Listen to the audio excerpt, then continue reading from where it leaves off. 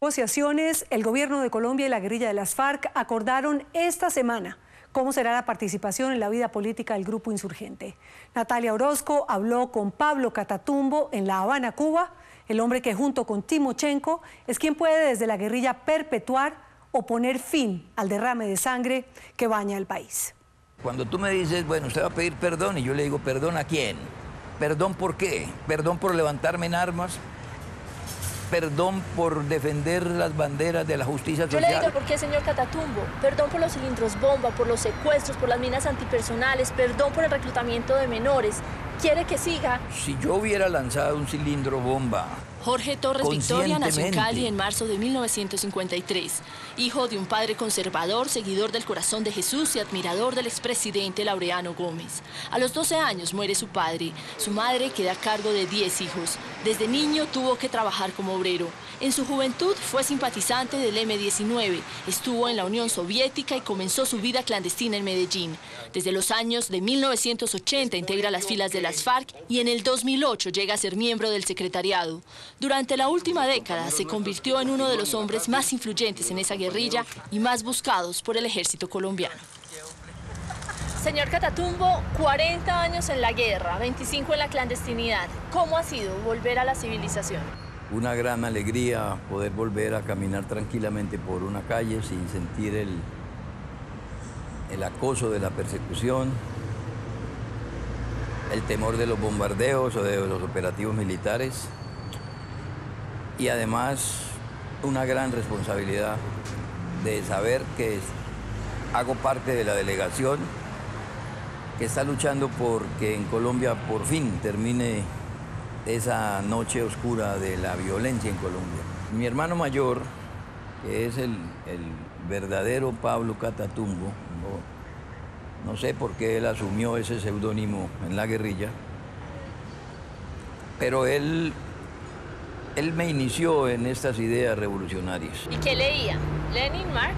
Ah, sí, por supuesto, Lenin, Marx, el Che, Camilo Torres.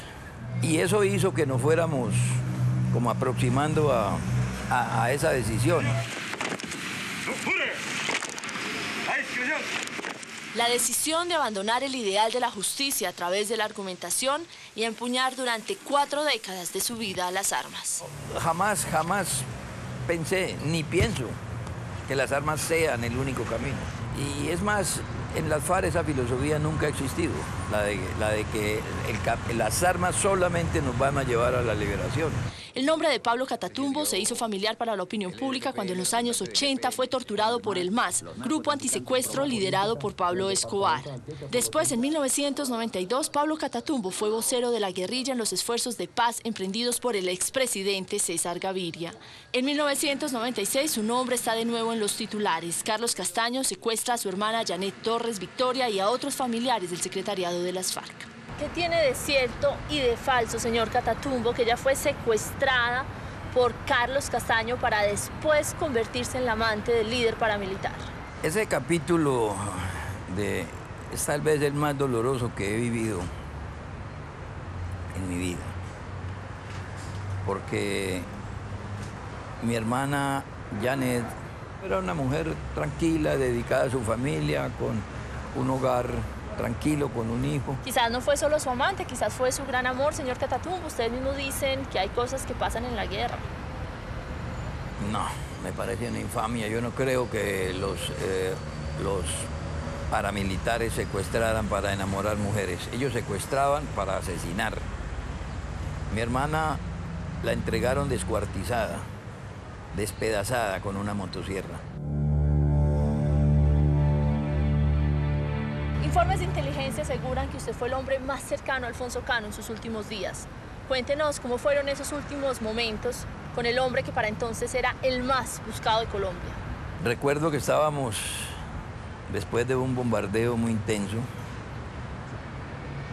Nos tocó caminar muchas horas, que llegamos a un lugar en el que no teníamos suficiente comida. Al día siguiente me llamó y me dijo, Pablo, he tomado la decisión de que esto está muy complejo, está muy complicado, había una operación militar muy grande.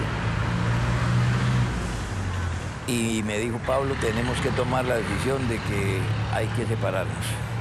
No podemos correr el riesgo de que, bueno, caigamos los dos, nos abrazamos y nos despedimos.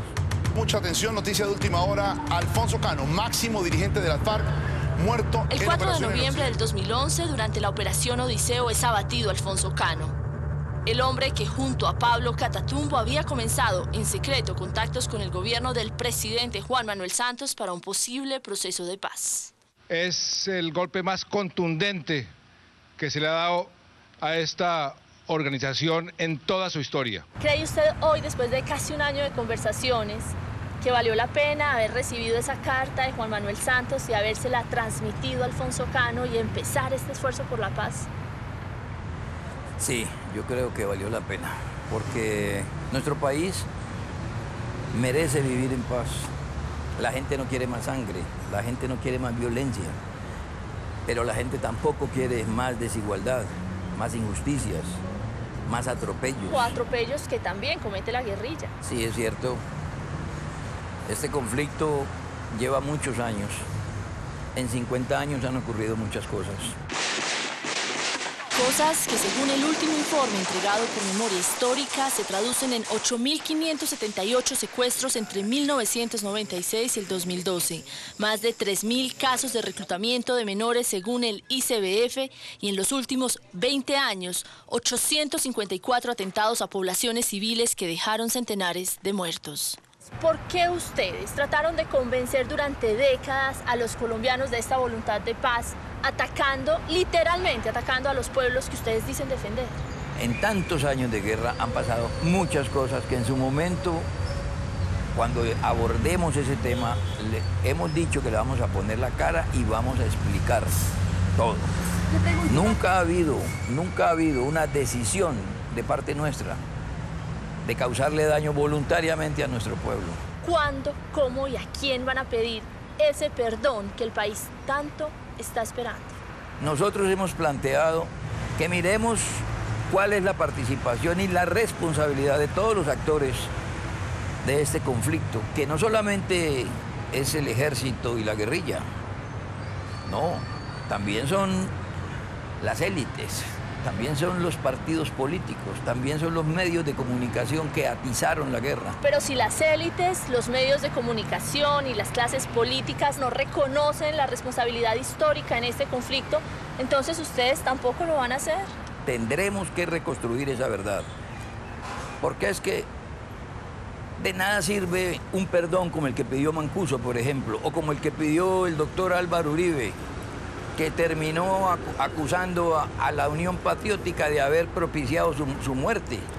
¿Esos perdones para qué? El perdón tiene que estar ligado a la verdad. El perdón tiene que estar ligado a la reparación. Pero en esta entrevista estamos hablando de las FARC, señor Catatumbo. ¿Cómo las FARC van a reparar a sus miles de víctimas? Yo no tengo la fórmula. Por eso le digo que ese es un tema de los que vamos a abordar en la mesa en su debido momento. ¿Por qué llegan las FARC a luchar con métodos tan bajos, tan viles y tan ilegítimos, los mismos que utilizaron los grupos paramilitares? Hay cosas que uno no puede parar. Hemos luchado durante muchos años para hacer conciencia de que los puestos de policía y los cuarteles del ejército no estén en los centros de las poblaciones campesinas. El ejército y la policía han generado una estrategia conscientemente de colocar puestos de policía y puestos de ejército en el centro, en un país que está en guerra. ¿Cómo se les ocurre? ¿Y usted siente que esta explicación lo justifica? No, yo no lo justifico, pero es la realidad. Bueno, señores, nosotros vamos a lanzar. Señoras y señores, nos llevamos del centro de Cali. Hay un capítulo que lo vincula a usted directamente y tiene que ver con el asesinato que tanto nos dolió a los colombianos de los 11 diputados del Valle. Hemos dicho que como organización asumiremos la responsabilidad que nos incumbe en ese episodio. Personalmente, no participé en eso, ni en los expedientes, ni en las investigaciones que hay. Nadie puede decir de que yo tuve directamente que ver con eso, pero como comandante de las FARC, como comandante del bloque Alfonso Cano, asumo una responsabilidad política. Es un episodio dolorosísimo, por supuesto. Absurdo.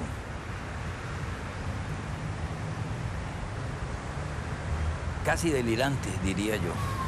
Tan delirante como cuando ustedes asesinaron a Gilberto Echeverri, al gobernador de Antioquia, Guillermo Gaviria. ¿Qué tiene usted para decirle, por ejemplo, a los antioqueños por haber matado, digo, las FARC, a algunos de sus más importantes líderes de paz? Desde el punto de vista personal y humano, te digo que lo lamento profundamente.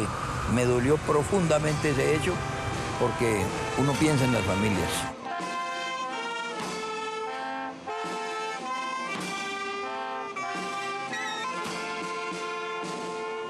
Durante muchos años clamamos porque llegáramos a un acuerdo humanitario con el gobierno, pero la intransigencia del presidente Uribe no permitió que se llegara siquiera y se insistió en el rescate militar.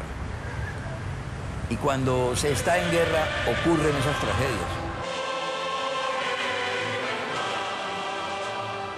Guillermo, amigo, el pueblo está contigo. Conocí personalmente al doctor Gilberto Echeverri y era una gran persona. Eso tengo para decirle. Y por supuesto que lo lamento. Hoy, después de 50 años y de un desprestigio casi total en Europa e internacional, ¿cree usted que el secuestro fue un error? Es cierto que el secuestro, o como lo llaman ustedes, nosotros lo llamamos las retenciones económicas, ha significado un alto costo político. ¿Qué siente un hombre como usted, que tuvo un papá y una mamá que le enseñaron el valor de la vida, el respeto por el otro, cuando amarra a un civil a un árbol? Si tú capturas un prisionero, tú tienes que asegurarlo.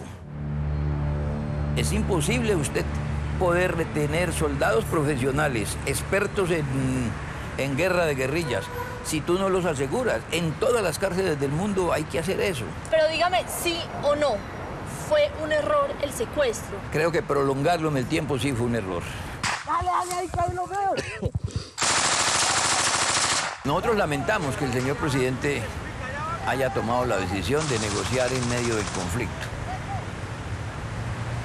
Por supuesto que entendemos también las presiones de muchos sectores de la derecha militarista que hay en Colombia, sectores del uribismo que no quieren la paz realmente.